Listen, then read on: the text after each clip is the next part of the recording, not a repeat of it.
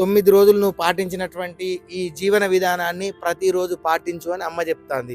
అది వినకుండా నువ్వు 9వ రోజు అయిపోయిందంటే నువ్వు వికృత చేష్టలు చేస్తాను కాబట్టి 10వ రోజు అమ్మవారు చూడదా? ఆమె కళ్ళు లేదా? భూమంతా కళ్ళున్నాయి. భూమి ప్రతి అడుగున కూడా భూదేవై ఆమె ఉన్నది. ప్రపంచమంతా కూడా ఆమె, ఆకాశమై ఆమె ఉన్నది, గాలి ఆమె ఉన్నది, నీళ్లు ఆమె ఉన్నది. ప్రతి ఒక్క అణువు కూడా ఆమె కన్నై చూస్తా ఉన్నది. నువ్వు చేసిన ప్రతి ఒక్కటి కూడా చూస్తా ఉంది. నువ్వు మాలేసిన దానికి ప్రయోజనం ఉండాలంటే ఈ 9 రోజులు ఉన్నటువంటి జీవన విధానం కూడా ప్రతిరోజు కంటిన్యూ చేస్తే మంచిది. శుభం.